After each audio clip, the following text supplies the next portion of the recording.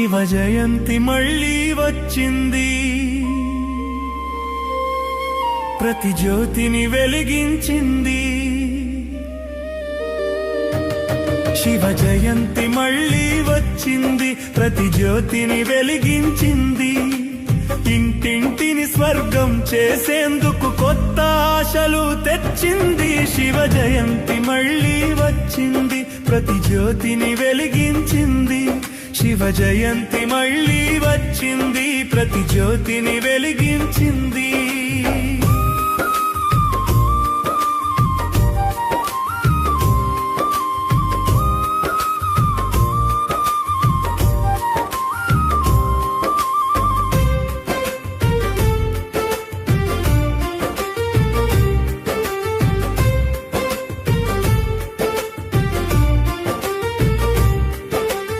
అందరికీ ఎవరైతే ఆధారమో భూమిపై ఆయన దిగి వచ్చినప్పుడు, అందరికీ ఎవరైతే ఆధారమో భూమిపై ఆయన దిగి వచ్చినప్పుడు, నిద్రించిన వారందరూ కూడా ఉదయపు వెలుగును చూశారు. శివ జయంతి మళ్ళీ వచ్చింది, ప్రతి జ్యోతిని వెలిగించింది. శివ జయంతి మళ్ళీ వచ్చింది, ప్రతి జ్యోతిని వెలిగించింది. ఇంటింటిని స్వర్గం చేసేందుకు కొత్త ఆశలు తెచ్చింది. శివ జయంతి మళ్ళీ వచ్చింది, ప్రతి జ్యోతిని వెలిగించింది. శివ జయంతి మళ్ళీ వచ్చింది, ప్రతి జ్యోతిని వెలిగించింది.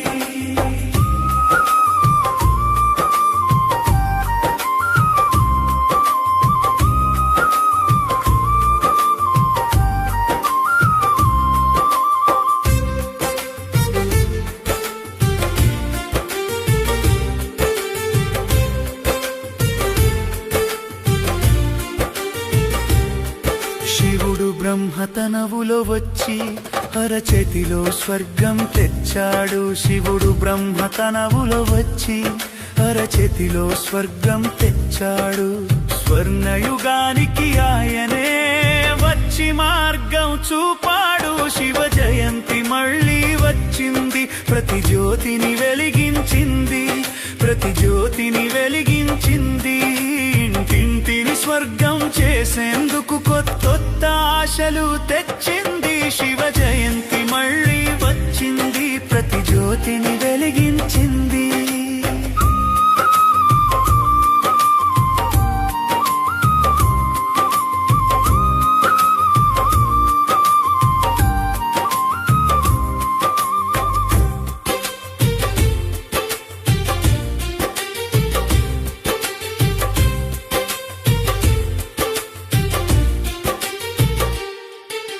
శివుడు చేసిన సైగతోనే వికారాలన్నీ దూరమాయే. శివుడు చేసిన సైగతోనే వికారాలన్నీ దూరమాయే. పవిత్రతకు ఆయనే వచ్చి మార్గం చూపాడు. శివ జయంతి మళ్ళీ వచ్చింది, ప్రతి జ్యోతిని వెలిగించింది. శివ జయంతి మళ్ళీ వచ్చింది, ప్రతి జ్యోతిని వెలిగించింది. ఇంటింటిని స్వర్గం చేసేందుకు కొత్త ఆశలు తెచ్చింది. శివ జయంతి మళ్ళీ వచ్చింది, ప్రతి జ్యోతిని వెలిగించింది.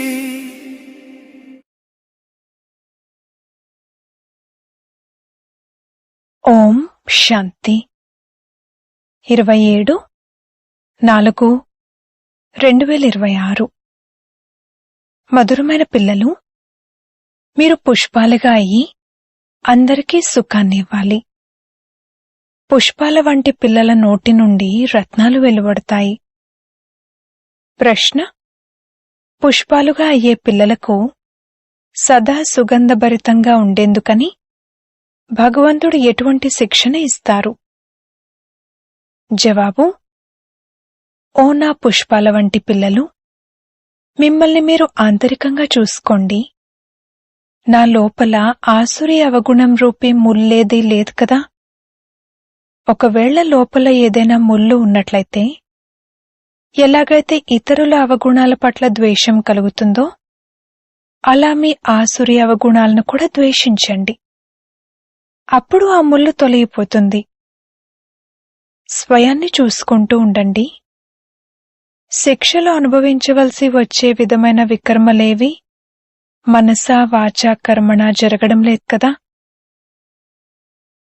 ఓం శాంతి. ఆత్మిక పిల్లలకు ఆత్మిక తండ్రి కూర్చుని అర్థం చేయిస్తున్నారు. ఈ సమయంలో ఇది రావణ రాజ్యమైన కారణంగా మనుషులందరూ దేహాభిమానులుగా ఉన్నారు. అందుకే వారిని అడవి ముళ్ళు అని అంటారు. ఇదెవరు అర్థం చేయిస్తున్నారు? అనంతమైన తండ్రి. వారిప్పుడు ముళ్లను పుష్పాలుగా తయారు చేస్తున్నారు. మాయ ఎటువంటిదంటే, అక్కడక్కడ పుష్పాలుగా అవుతున్న వారిని వెంటనే మళ్లీ ముళ్ళుగా చేసేస్తుంది. దీనినే ముళ్ళడవి అని అంటారు. ఇందులో అనేక రకాల జంతువుల వలె ఉండే మనుషులుంటారు. వాస్తవానికి మనుషులే, కాని పరస్పరంలో జంతువుల వలె కొట్లాడుకుంటూ గొడవ పడుతూ ఉంటారు. ప్రతి ఇంట్లోనూ గొడవలు జరుగుతూ ఉన్నాయి. అందరూ విషయసాగరంలోనే ఉన్నారు. ఈ ప్రపంచమంతా విషం యొక్క చాలా పెద్ద సాగరం. ఇందులో మనుషులు మునకలు వేస్తున్నారు. దీనినే పతిత భ్రష్టాచారి ప్రపంచమని అంటారు. ఇప్పుడు మీరు ముళ్ల నుండి పుష్పాలుగా తయారవుతున్నారు. తండ్రిని తోట యజమాని అని కూడా అంటారు. బాబా కూర్చుని అర్థం చేయిస్తున్నారు. గీతలో జ్ఞానం యొక్క విషయాలున్నాయి, మరియు భాగవతంలో మనుషుల నడవడిక ఎలా ఉంటుంది అన్న దానికి సంబంధించిన వర్ణన ఉంది. ఎటువంటి విషయాలు రాసేశారు? సత్యుగంలో ఇటువంటివి చెప్పరు. సత్యుగం ఉన్నదే పుష్పాల తోట. ఇప్పుడు మీరు పుష్పాలుగా అవుతున్నారు. పుష్పాలుగా అయి మళ్లీ ముళ్లలా అయిపోతారు. ఈరోజు చాలా బాగా నడుచుకుంటారు, మళ్లీ మాయా తుఫాన్లు వచ్చేస్తాయి. కూర్చునే మాయ ఎటువంటి పరిస్థితి తీసుకొస్తుంది? తండ్రి అంటారు, నేను మిమ్మల్ని విశ్వానికి యజమానులుగా తయారు చేస్తాను. మీరు విశ్వానికి యజమానులుగా ఉండేవారని భారతవాసులకు చెప్తున్నారు. ఇది నిన్నటి విషయమే. లక్ష్మీనారాయణల రాజ్యం ఉండేది. వజ్రవైడూర్యాల మహళ్లుండేవి.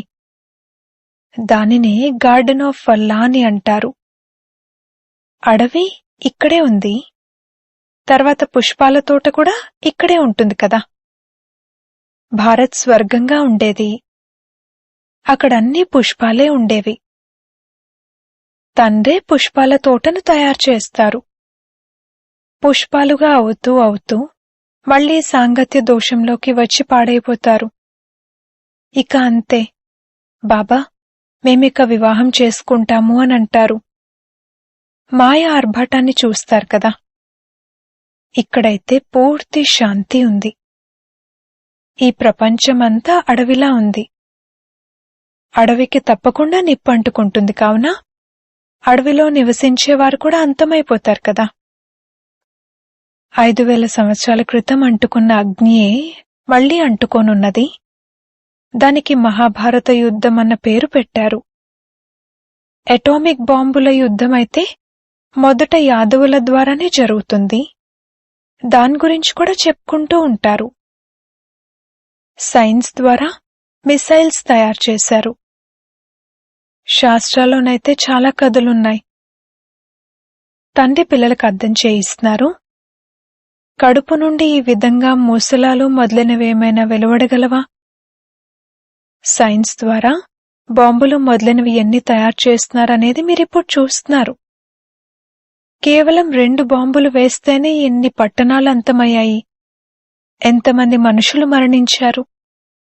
లక్షలాది మంది మరణించి ఉంటారు.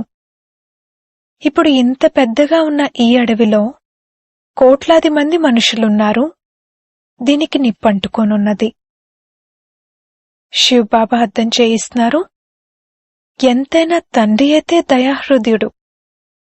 తండ్రి అయితే అందరి కళ్యాణం చేయాల్సి ఉంటుంది. లేకుంటే ఇంకెక్కడికి వెళ్తారు?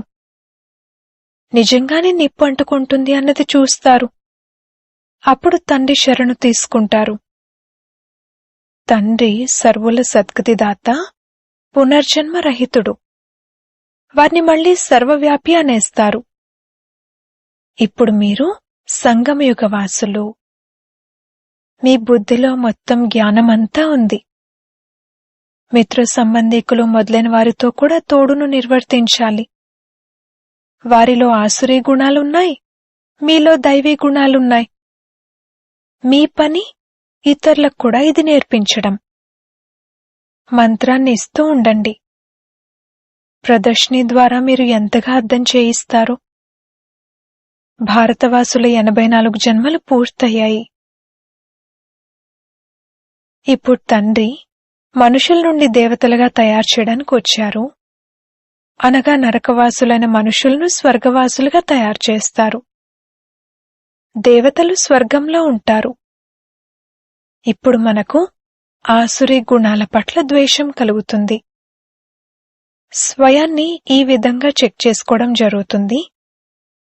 నేను దైవీ గుణాలు కలవాడిగా అయ్యానా? నాలో ఎటువంటి అవగుణాలు లేవు కదా? మనస వాచ కర్మణ నేను ఆసురీ పనుల వంటి కర్మలేవీ చేయలేదు కదా?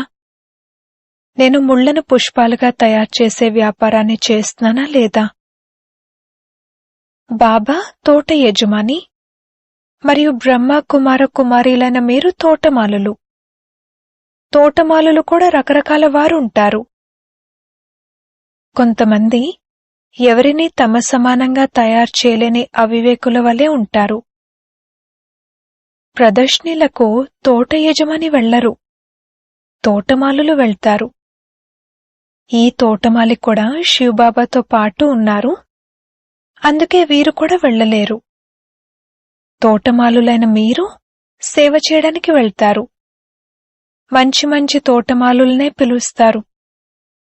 అవివేకుల వంటి వారిని పిలవకండి అని బాబా కూడా అంటారు. బాబా పేర్లు చెప్పరు. 3rd క్లాస్ తోటమాలులు కూడా ఉన్నారు కదా. ఎవరైతే మంచి మంచి పుష్పాలను తయారు చేసి చూపిస్తారో వారిని తోట యజమాని ప్రేమిస్తారు. వారిని చూసి తోట యజమాని సంతోషిస్తారు కూడా. అటువంటి వారి నోటి నుండి సదా రత్నాలే వెలువడుతూ ఉంటాయి. కొంతమంది రత్నాలకు బదులుగా రాళ్లు వేస్తారు. అప్పుడు బాబా ఏమంటారు? శివునికి జిల్లేడు పుష్పాలు కూడా అర్పిస్తారు కదా. అంటే అలాంటి వారు కూడా కొంతమంది స్వయాన్ని సమర్పించుకుంటారు కదా. అలాంటి వారి నడవడిక ఎలా ఉంటుందో చూడండి. ముళ్ల వంటి వారు కూడా స్వయాన్ని సమర్పించుకుంటారు. సమర్పించుకుని మళ్లీ అడవిలోకి వెళ్లిపోతారు. సతో ప్రధానంగా అయ్యేందుకు బదులుగా మరింత తమో ప్రధానంగా అయిపోతారు. అటువంటి వారి గతి ఏమవుతుంది? తండ్రి అంటారు, 1 నేను నిష్కాముడిని, మరియు 2 నేను పరోపకారిని. నన్ను నిందించిన భారతవాసులకు పరోపకారం చేస్తాను. తండ్రి అంటారు, నేను ఈ సమయంలోనే వచ్చి స్వర్గస్థాపన చేస్తాను. ఎవరినైనా స్వర్గానికి పదండి అనంటే మేమిక్కడ స్వర్గంలోనే ఉన్నాం కదా అని అంటారు. అరే, స్వర్గం సత్యుగంలో ఉంటుంది. కలియుగంలో స్వర్గం ఎక్కడి నుండి వచ్చింది? కలియుగాన్ని నరకమనే అంటారు. ఇది పాత తమో ప్రధాన ప్రపంచం. స్వర్గం ఎక్కడ ఉంటుంది అనేది మనుషులకు అసలు తెలియనే తెలియదు. స్వర్గం ఆకాశంలో ఉందని భావిస్తారు. దిల్వాడా మందిరంలో కూడా స్వర్గాన్ని పై భాగంలో చూపించారు, కింద తపస్య చేస్తున్నారు. అందుకే మనుషులు కూడా ఫలానా వారు స్వర్గస్థులయ్యారు అని అంటారు. స్వర్గం ఎక్కడుంది? అందరి విషయంలోనూ స్వర్గస్థులయ్యారు అని అంటారు. ఇదున్నదే విషయసాగరం. క్షీరసాగరమని విష్ణుపురినంటారు. వారు పూజ కోసమని ఒక పెద్ద కొలను తయారుచేశారు. అందులో విష్ణువును పెట్టారు. ఇప్పుడు పిల్లలైన మీరు స్వర్గంలోకి వెళ్లేందుకు ఏర్పాట్లు చేసుకుంటున్నారు. అక్కడ పాలనదులుంటాయి. ఇప్పుడు పిల్లలైన మీరు పుష్పాలుగా అవుతూ వెళ్ళండి. వీరు ముల్లులా ఉన్నారు అని ఎవరైనా అనేలాంటి నడవడికనెప్పుడూ నడుచుకోకూడదు. ఎల్లప్పుడూ పుష్పాలుగా అయ్యేందుకు పురుషార్థం చేస్తూ ఉండండి. మాయ ముళ్ళలా చేస్తుంది. అందుకే స్వయాన్ని చాలా చాలా సంభాళించుకోవాలి. తండ్రి అంటారు, గృహస్థ వ్యవహారంలో ఉంటూ కమల పుష్ప సమానంగా పవిత్రంగా అవ్వాలి. తోట యజమాని అయిన బాబా ముళ్ల నుండి పుష్పాలుగా చేయడానికి వచ్చారు. నేను పుష్పంగా అయ్యానా అని స్వయాన్ని చూసుకోవాలి. పుష్పాలనే ప్రతి చోటకు సేవ కోసం పిలుస్తారు. బాబా, గులాబీ పుష్పాన్ని పంపించండి.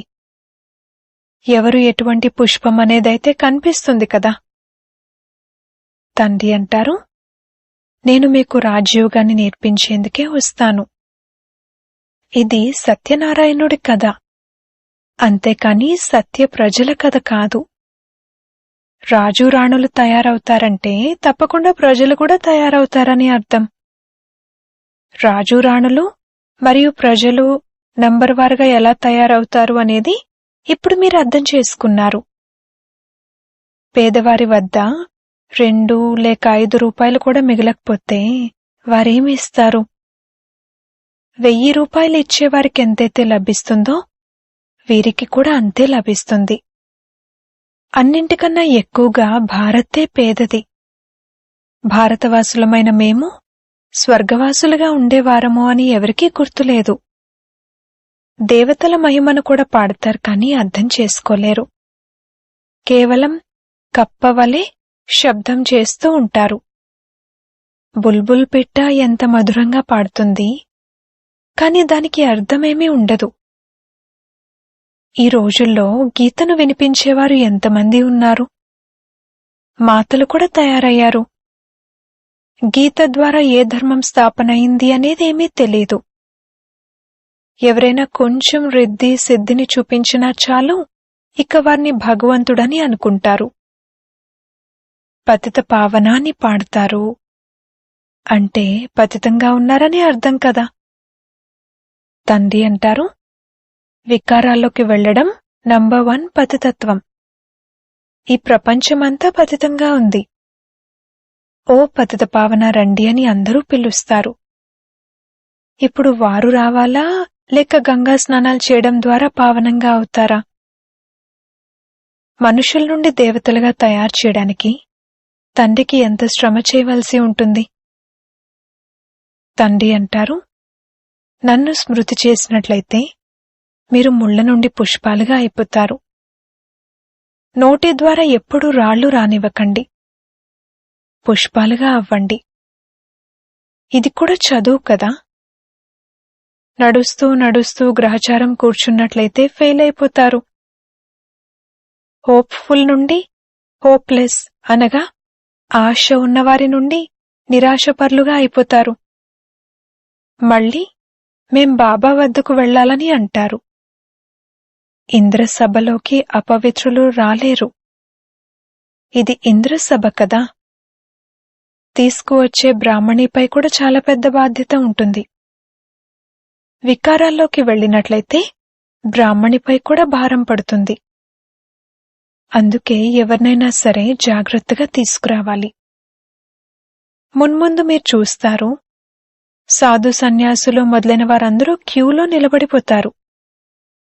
భీష్మ పితామహ మొదలైన పేర్లైతే ఉన్నాయి కదా. పిల్లలు చాలా విశాల బుద్ధి కలిగి ఉండాలి. భారత్ పుష్పాల తోటగా ఉండేదని మీరెవరికైనా చెప్పచ్చు. అక్కడ దేవీదేవతలు నివసించేవారు. ఇప్పుడైతే ముళ్లలా అయిపోయారు. మీలో పంచవికారాలు ఉన్నాయి కదా. రావణరాజ్యం అంటేనే అడవి.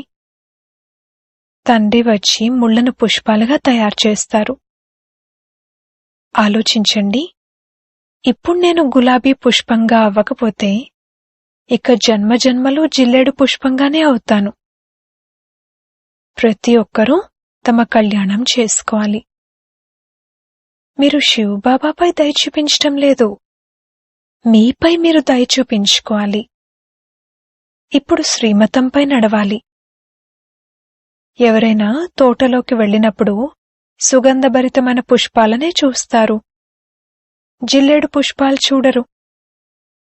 ఫ్లవర్ షో ఉంటుంది కదా, ఇది కూడా ఒక ఫ్లవర్ షో. చాలా పెద్ద బహుమానం లభిస్తుంది. చాలా ఫస్ట్ క్లాస్ పుష్పాలుగా అవ్వాలి. చాలా మధురమైన నడవడిక ఉండాలి. క్రోధం ఉండేవారితో చాలా నమ్రతతో ఉండాలి. నేను శ్రీమతాన్ని అనుసరించి పవిత్రంగా అయ్యి పవిత్ర ప్రపంచమైన స్వర్గానికి యజమానిగా అవ్వాలనుకుంటున్నాను.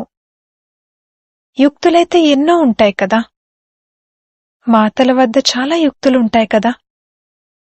చతురతతో పవిత్రంగా ఉండేందుకు పురుషార్థం చేయాలి. మీరు ఇలా చెప్పచ్చు, కామం మహాశత్రువు, పవిత్రంగా అయినట్లయితే సతోప్రధానంగా అవుతారు అన్నది భగవాన్ వాచ. మరి మేము భగవంతుడు చెప్పింది వినద్దా? యుక్తిగా స్వయాన్ని రక్షించుకోవాలి. విశ్వానికి యజమానులుగా అవ్వడం కోసం కొద్దిగా సహనం చేస్తే ఏమైంది? మీరు మీకోసమే చేసుకుంటున్నారు కదా. వారు రాజ్యం కోసం పోరాడతారు, మీరు మీకోసమే అంతా చేస్తారు. పురుషార్థం చేయాలి. తండ్రిని మర్చిపోవడం వల్లనే పడిపోతారు, తర్వాత సిగ్గు అనిపిస్తుంది. మరి దేవతలుగా ఎలా అవుతారు? అచ్చా, మధురాతి మధురమైన సిక్కిలదే పిల్లలకు మాతా పితా బాప్దాదాల ప్రియ స్మృతులు మరియు గుడ్ మార్నింగ్. ఆత్మిక పిల్లలకు ఆత్మిక తండ్రి నమస్తే. ధారణ కొరకు ముఖ్య సారము. మొదటి పాయింట్, మాయా గ్రహచారం నుండి రక్షించుకునేందుకు నోటి నుండి సదా జ్ఞానరత్నాలు వెలువడాలి. సాంగత్య దోషం నుండి స్వయాన్ని సంభాళించుకోవాలి. రెండవ పాయింట్, సుగంధభరితమైన పుష్పంగా అయ్యేందుకు అవగుణాలను తొలగించుకుంటూ వెళ్ళాలి. శ్రీమతం ఆధారంగా చాలా చాలా నమ్రచిత్తులుగా అవ్వాలి. కామం అనే మహాశత్రువుతో ఎప్పుడూ ఓడిపోకూడదు. యుక్తిగా స్వయాన్ని రక్షించుకోవాలి. వరదానము, శక్తులను చమత్కారంగా భావించేందుకు బదులుగా వాటిని కర్తవ్యంగా భావిస్తూ ప్రయోగించే పూజన యోగ్య మరియు గాయన యోగ్య భవ. స్మృతి ద్వారా ఏ శక్తులైతే ప్రాప్తిస్తాయో వాటిని చమత్కారంగా భావిస్తూ ప్రయోగించకండి, కాని వాటిని కర్తవ్యంగా భావిస్తూ కార్యంలో ఉపయోగించండి. ప్రపంచంలోని మనుషుల వద్ద రిద్ధి సిద్ధుల చమత్కారం ఉంటుంది, కాని మీ వద్ద ఉన్నది శ్రీమతం. శ్రీమతం ద్వారా శక్తులు తప్పకుండా వస్తాయి. అందుకే సంకల్పాల ద్వారా కర్తవ్యాలు సిద్ధిస్తాయి. సంకల్పం ద్వారా ఎవరికైనా కార్యం చేయడానికి ప్రేరణ ఇవ్వగలరు, అది కూడా శక్తియే. కాని శ్రీమతంలో ఎప్పుడైతే మీ మన్మతం మిక్స్ అవ్వదో అప్పుడు గాయనయోగ్యులుగా మరియు పూజనయోగ్యులుగా అవుతారు.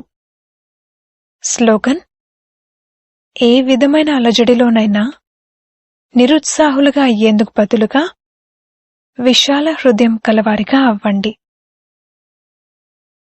అవ్యక్త ప్రేరణలు. మహానులుగా అయ్యేందుకు మధురత మరియు నమ్రత గుణాలను ధారణ చేయండి. ఎవరైతే సరళ చిత్తులుగా ఉంటారో వారే మధురతా గుణంతో సంపన్నులుగా ఉంటారు.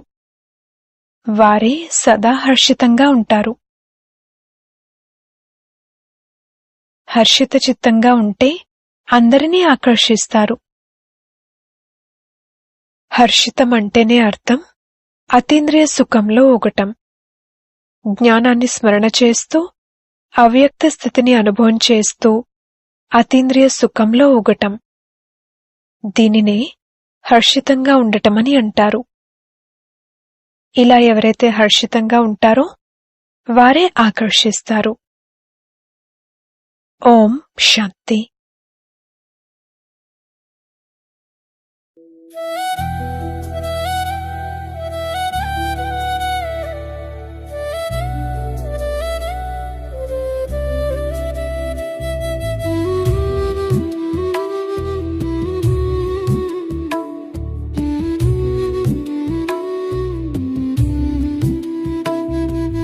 तेरा मेरा प्यार अमर, चलना तेरे साथ है घर. तेरा मेरा प्यार अमर, चलना तेरे साथ है घर. मेरे बाबा मन की ये डोर, खींचे मुझको तेरी ही ओर.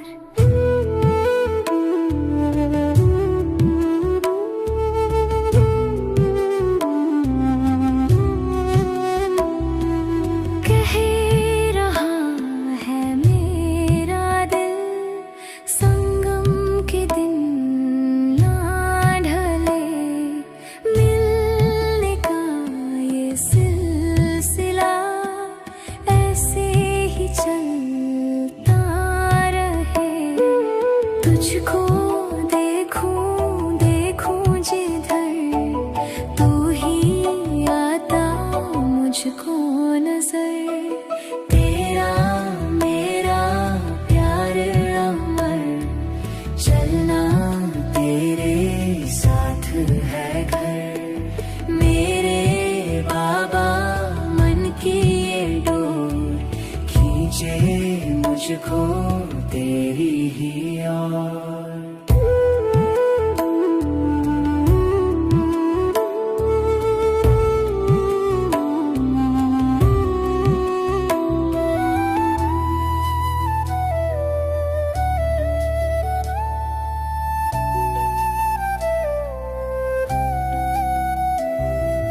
जो दिया है आपने, शब्दों में क्या बयां करूं.